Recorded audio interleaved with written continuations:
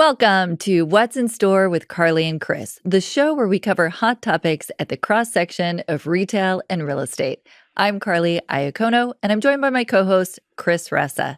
Chris, what's shaking bacon? How you doing? I'm doing good. How are you? It was catchy, right? I like to work those little phrases in. Very good.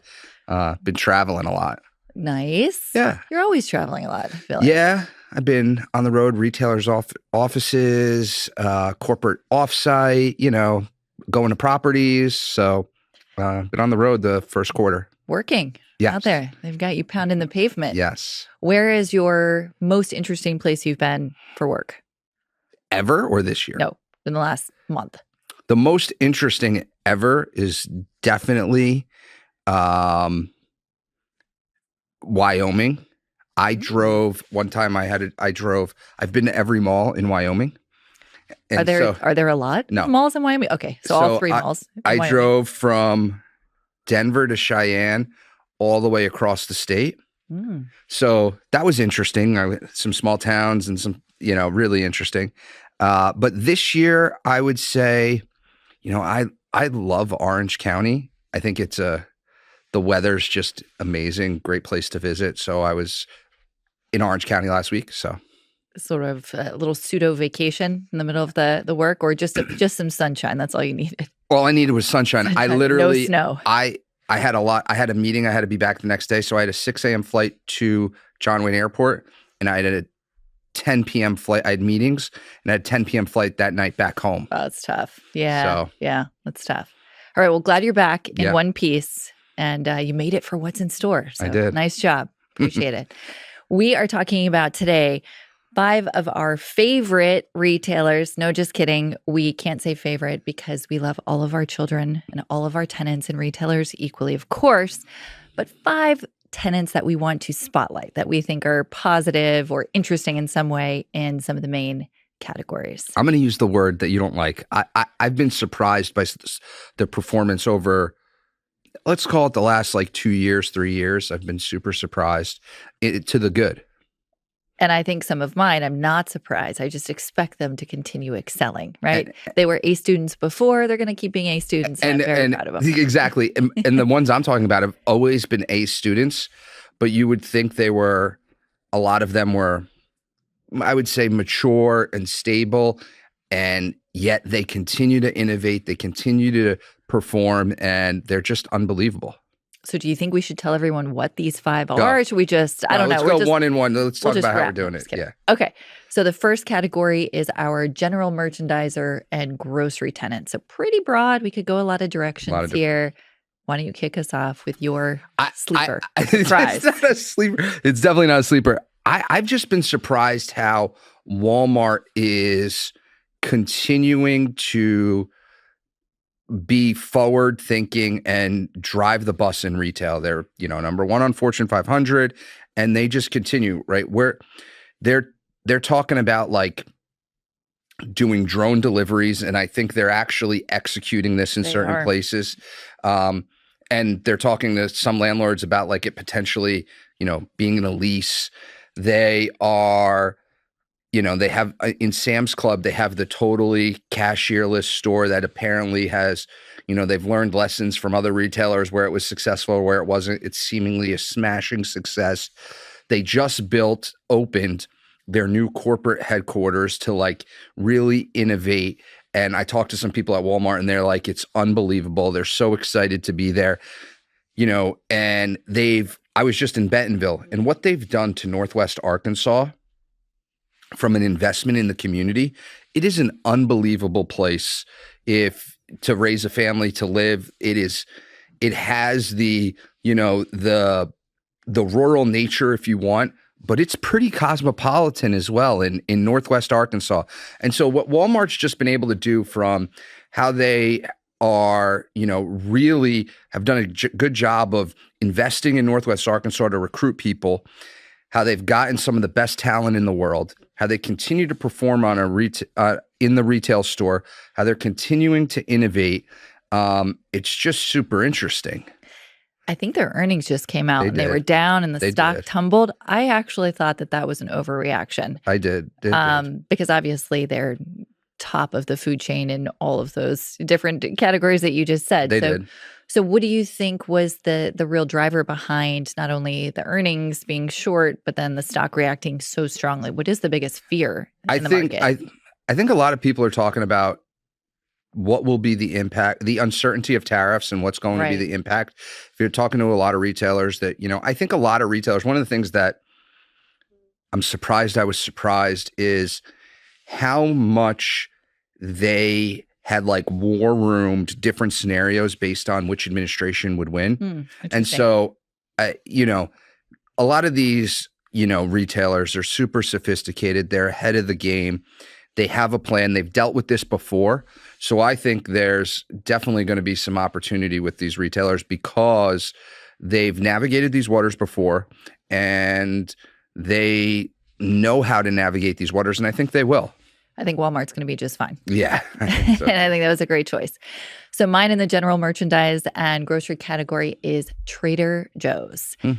Love Trader Joe's for a few reasons. One, financial performance is exceptional. They're growing, but thoughtfully, carefully, slowly. I think they plan to add about 35 stores in 2025, which is like a very modest but thoughtful growth plan. I love the shopping experience. I think they have perfectly blended experience and the human touch to grocery shopping, along with efficiency, convenience, and good prices. And I haven't seen that from some other grocery tenants. I will literally go into Trader Joe's and leave happier. I love it. It's such a great, positive environment. They also have about 70% of their products that are private label. So from a business model perspective, I think that gives them sort of a nimble approach to merchandising that some other retailers don't have. So they could change the product mix. They can stock more or less. They have more control because so much of their stock is private label. They also do a great job on seasonal items. I think that the product mix is interesting, but you can still find the basics. So all that combined, I think, is a wonderful consumer experience. And then from the real estate side, the footprint is very manageable. Right? They are not too big. They're not too small. I think their square footage is right on target. I like the store layout. I just think they're doing a great job from really all elements of the experience. They're definitely nailing it. My family's a Trader Joe's shopper, so it's a great store. Yeah, agreed. And I don't think it gets enough press or love to how much they're really hitting all these different nails on the head. But I think they're going to continue to excel. For sure. All right, let's go to the second category, which is soft goods. This is something that I don't, value, let's say, every day because it's less of it is in single tenant or unanchored strips. But I have some opinions. Kick us off. So I'm surprised, right? The retailer I'm surprised that they keep smashing, and I'm surprised. I think earnings are today, but is TJX. And they're great. We all know they're great. So that's not a surprise.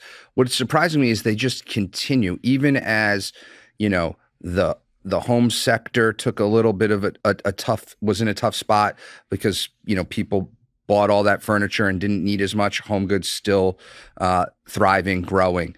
All their fashion brands, whether it's TJX, Marshalls, or Sierra, growing, thriving. And I think one of the things that I really find interesting about them is they've done a good job of, really nailing down a concept and scaling it, whether that's HomeSense, which is, now really growing, whether that's Sierra, which was an online retailer they bought to convert into brick and mortar, which they did they executed, so brilliantly. And, and I believe they'll probably, as they continue to grow and some of the markets are mature and there's less room for them to open up, they're to me, one of the ones I'm so interested. What's the next concept they're going to turn into off-price? Right. What's the next concept, right? Because, this outdoor fashion, workwear store of Sierra was the the off price for that category. The off price home decor in Home Goods, the off price home furnishings in HomeSense, the off price apparel in TJ and Marshalls. I'm sure there'll be something down the road that they'll do, and they're amazing at executing. And What about pet goods? I'm just throwing that out there. They have The not off announced that, but I wonder if the there's like off that's price another. of pet goods. I Right. am there. It's a very competitive space, right? So not that apparel's really competitive, and apparel's tough because you have to get the fashion right, Right. or if you miss on fashion, Yeah. right? It's so product driven. True. So and they've obviously nailed that. We'll see what the next off price category is, but I'm sure there'll be something in the future. Something interesting. They'll Yeah. keep expanding into. No, great choice. Great choice. So mine is American Eagle and Aerie. Here's why I love this brand, this company. I think they do a really good job appealing to a wide range of consumers, from your preteens to adult. They have their athleisure Aerie brand, which is kind of like it's explained to me by my kids, who of course are the cutting edge of fashion in their target market, as a more fun, less expensive Lululemon. So they're capturing some of that Lulu business and saying, okay, we're going to compete in that space at a more affordable price point. And then they go to which the kids call the formal wear, which I love this. So they have a whole formal wear division, if you didn't know. And formal wear is jeans in today's world. So it's jeans and sweaters, and that's formal wear. So they have formal clothes all the way to athleisure. And, from the teen and young adult perspective, they're covering all avenues of anything you might need, aside from maybe like truly a formal gown. And then you're also capturing that adult market who is maybe looking for an alternative to some of their competitors. Their market share is growing. The EBITDA was off the charts last year. So they've really outperformed financially. And I think their brands are spot on when it comes to being both relevant and interesting for the future. Totally. Yeah. Good choice. So they're fun. All right, let's move on. Specialty retailers. This is a pretty diverse category. Yeah, here. you can make it whatever you want to call specialty. Yeah. So one over the last few years that I've been so surprised that's just taken the country by storm has been Boot Barn, which is, Western wear and workwear. And, they have really taken on this, from COVID, the outdoor lifestyle, and then the country music phenomenon, the Yellowstone phenomenon, and really taken all those trends and catapult them into a brand that has staying power and can work in multiple markets. I've been fascinated. Their growth has been awesome.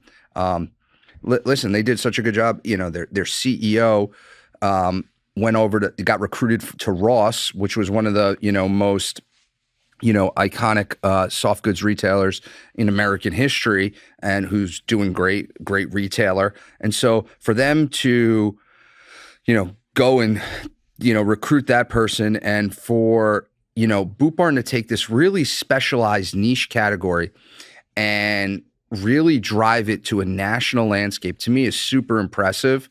And the store they've really done a good job of making it less intimidating to the person who's not going to buy a cowboy hat and have the big belt buckle. They have all that, but they make it real. Like, if you want to go to a country concert, you're going to a country concert this weekend, Boot Barn's a great place to get your outfit of choice. If you're starting to do some stuff around the yard and you want good workwear outside, Boot Barn's a great place.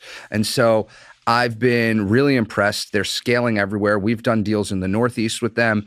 They're nationwide, and they have a lot of runway, and it's a super interesting specialty retailer. I love how they took a concept that seems really, really niche, like you said, like just Western wear, Boot Barn. They've expanded it and broadened their appeal. Yeah. That's fantastic marketing. And then that, of course, opens up different geographical areas to them, different target markets. And I think that's just a great expansion and success story. Yeah, they have them. I think they have their fashion show or ad or something on Hulu. You should check out. Now I feel like I need more boots, right? Just even boots. talking about it, I'm like, do I have enough boots? I don't know. Are you going to a country concert this summer? I'm not. Maybe I need to also go to a country concert. I think we've uncovered a lot of needs right here. If you're going on a trip to Nashville and you needed to have, true, and you wanted to have the right, setup. I could go to a Morgan Wallen concert. There you go. Get a new outfit and some boots. Okay. All right. I'm putting that on my to-do list. There you go. Thank you for that. Yep. All right. My specialty retailer is Tractor Supply. Love their business model. I think their slogan is "We live life out here," something to that effect.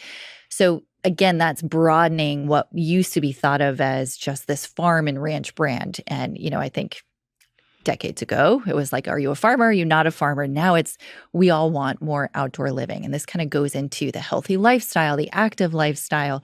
So they're appealing to a wider range of consumers who just want to be outdoors. Maybe that's gardening. Maybe that's hobby farming, right? Chicken is the third pet is the new mindset for a lot of people. So they're taking what was just a farm related brand and opening it up to suburban consumers, right? More urban consumers. For sure. And I think that's really, really interesting. Their financials are phenomenal, of course. They're opening, I believe, 95 new stores in 2025. So they're on a tear for growth. And I think they're hitting a lot of points that are important right now culturally. And that's going to allow them to open up their market share and continue expanding. Totally. I was at their offices last year, and it's a great company. Well run. Yeah, it's really, really strong. Excuse me. All right, moving on to hard goods. Again, we could go a lot of directions with this. Who is your hard good retailer of choice today? So I think one of the things that has surprised me, and I mentioned this on our episode coming out of the New York ICSC last winter, was just these mature legacy brands that are smashing and on a tear for growth. Because we think of mature brands as not necessarily growth vehicles, but a lot of our mature brands, Walmart, TJX, Ross, and Home Depot, are on a tear for growth. I mean, Home Depot's doing some wild things. One of the things, they bought a mall in Virginia to put their store in, and they're redeveloping. You had Walmart just bought the Monroeville Mall, right, in Pittsburgh, and they're doing some, they're redeveloping it, like constantly innovating. That's how bad they're looking to grow. Is they're finding locations, they're taking down, obsolete malls and repositioning them to get their store in. And to me, that these legacy brands are looking to grow like this, and they are growing, is truly inspiring. And then you take in like Home Depot, which we had the challenges of a low residential sales in America. People aren't moving. People did all these projects in COVID and maybe needed less, and yet Home Depot's still thriving. And not only thriving, they're growing. And I'm surprised at just the continued success and to be able to continue to innovate. And I find it. And I will say too, from a shopper experience, their app on where the product is in the store is pretty good. So it actually is really helpful. If you need something in the store in Home Depot and you don't know where it is because it's big store, the app's fantastic. So anyway, I think the consumer experience is good there. I think, they're nailing it. I also just wander around sometimes and find that there are people everywhere who will offer you help. So I think they do a really good job staffing their stores too. And I leave inevitably every single time with a new project that I didn't go in there for. So you create needs when you walk around the store. And I'm like, oh, this is great. They also have the thing with if you have young children, they have like this workshop. You can bring them and build something on the weekends. And we've done that with my kids a bunch. So I think your point on Home Depot was interesting that they haven't hit a wall of expansion. And those are not easy sites to build. I mean, they're enormous, right? The acreage is 10 to 12 acres, huge sites in a lot of cases. So how do you find that? And the fact that they're going to the lengths to take down a defunct mall, move remaining tenants, and reposition it, that says that they really, really want to expand. Yeah. They're putting that much effort in. So really good choice. Mine is kind of in the same avenue, but much smaller, and that is Sherwin-Williams. I think Sherwin-Williams is so interesting because— I used to work there. Oh my gosh, I forgot that. I did not pick this for you. Yeah. But I remember you told me that in the past, and I wish I would have remembered that, but I'm glad you brought it up. Okay, good. Would you like to tell us why you like Sherwin-Williams first, or do you hate Sherwin-Williams? I love Sherwin-Williams. They're great. Okay, good. So why I like them is their financial performance is phenomenal. They were the only company in their subcategory to be increasingly positive last year. So they had the positive comps, same store, and positive EBITDA growth last year when everybody else was either flat or declining. So they're outperforming their peers, number one. Two, I think it's a need, right? Both commercially and residential. Yes, you can buy paint other places, but you know where to go, right? They have a very clear business plan. They have a very clear brand. Their footprint is small. It's easy to put in a lot of different locations. It's easy for growth. Their credit's phenomenal. I believe they have no debt. I read like no debt, which is amazing. So I just think that they know who they are. They're a trusted brand and they are able to keep growing because of the way their stores are positioned, that it's a little easier than a Home Depot for them to keep expanding and outperforming. So For sure. I think they're impressive. They are. How was They- the break room? Anything else to The- comment on the from the store? I think the vertical integration, right? They Yeah. make their own paints and they sell their own paints is huge. They had a lot of acquisitions over the years that were really good. They're in a lot of different specialty paints. Yep. Like they have an automotive paint brand branches. They do a lot of things that, you know, they know who they are. They dial in the paint. You know, this could have been in the specialty retailer too, right? They're dialed in the paint. They are really good at making the paint, selling the paint, finding their customers. And yeah, it's a great brand. It's a great company. Phenomenal. And they do, to your point, a lot of commercial coatings and specialty items that they try to win less- jobs. So, you know, the store Yeah. manager's trying to win big jobs with the contractors. They have a DIY and a pro division for sure. Yep. Really interesting company. All right. Our last one is a very competitive space, and that is food and beverage. Who are you spotlighting in food and beverage? I've been surprised by Wingstop. Okay. Between 2022 and 2024, they like doubled their EBITDA. They've been expanding like crazy.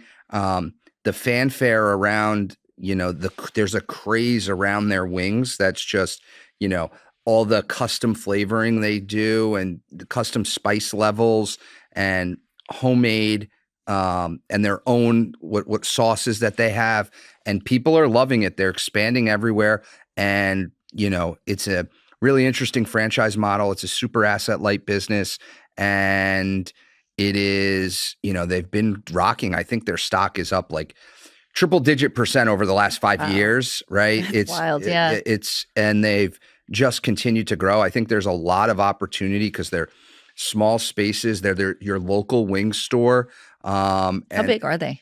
Like 2,000, Yeah, 1,500, 2,000 feet. Okay. And and they're pumping out wings. Just pop them in every market you can. Yeah. Okay, nice. Mine is a slightly larger footprint, and that is Texas Roadhouse. So I really like Texas Roadhouse, one, because of the credit, partial obviously to strong credit companies, so they're investment grade credit. But two, I think they're uniquely positioned to pick up market share in the fast casual space, which has been challenged, as we know, really since COVID, right? Cost of goods sold, wages going up. There's just been a lot of headwinds in the last 5 years. They seem to be taking market share from like Red Lobster, some Darden restaurants that are closing. Right? Darden's still a good company, don't get me wrong, but there's been some other companies that are declining or closing locations, and I think Texas Roadhouse has been really well positioned to pick up market share. I also like their business plan, right? It's this bridge of affordable, take the family out, but you also get an experience.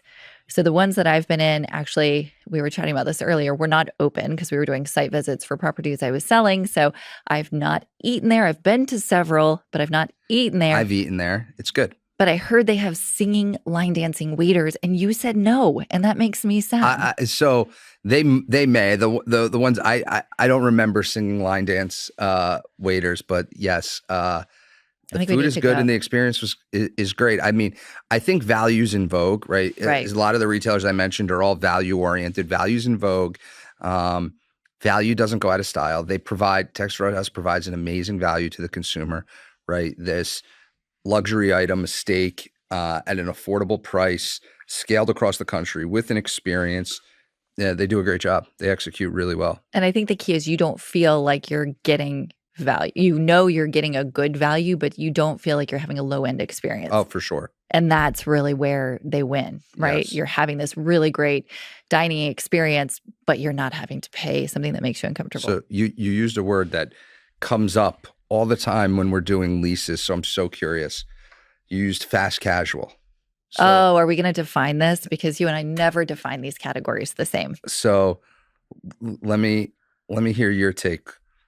Fast food quick service, casual, fast casual, formal. What are the differences between these? All right. Fast food is like Taco Bell, Wendy's, standard drive-through. Maybe there's a pickup window, right? That's fast food.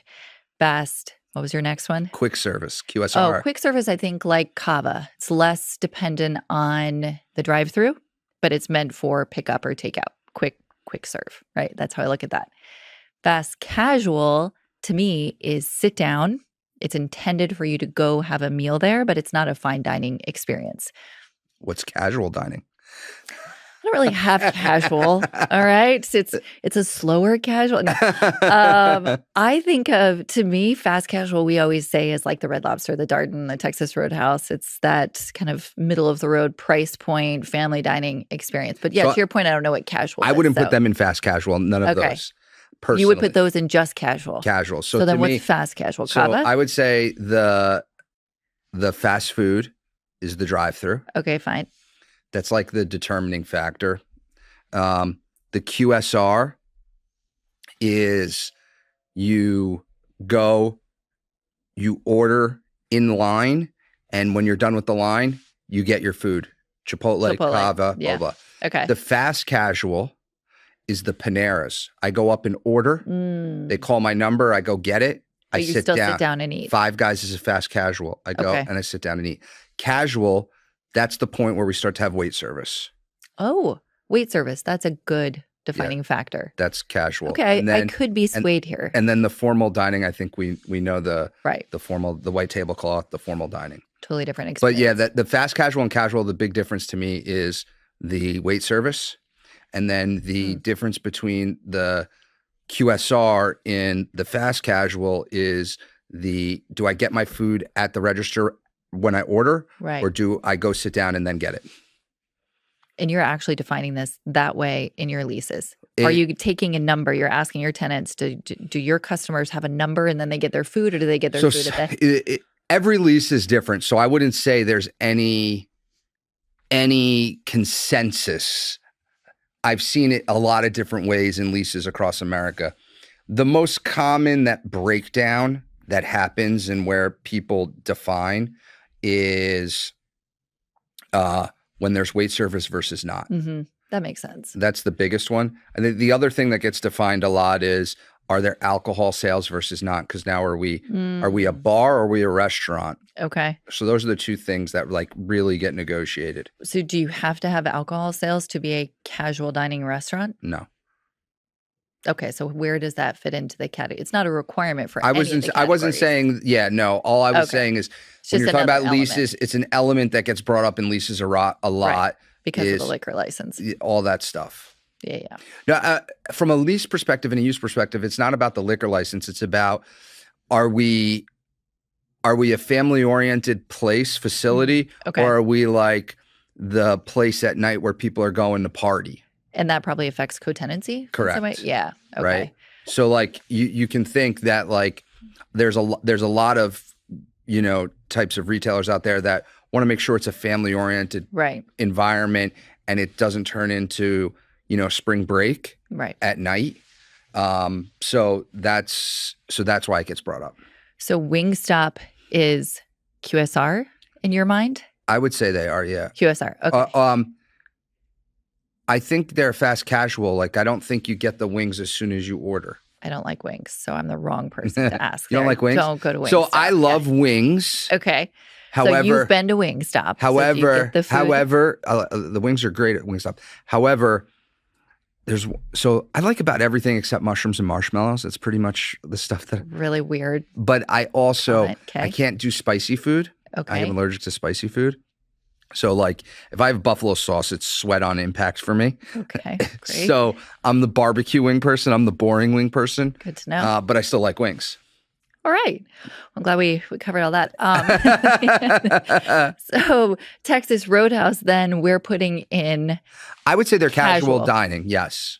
We're taking out the fast. I would. So there's nothing fast about it. I'm just going straight casual. So I'm not saying they're not fast. In case you were wondering, was my favorite casual dining tenant. Okay? There you go. I'm glad we got that all cleared up.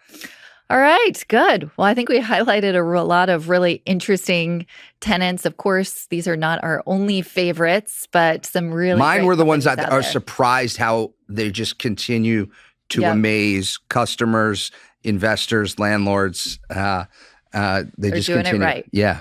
And they're going to keep bringing their A game. I Yeah. think we could agree. Awesome. I think that's a wrap. Awesome. Fun conversation. To everyone listening, that was What's in Store with Carly and Chris. We're so happy you joined us, and we look forward to seeing you again very soon. Have a great day, everyone.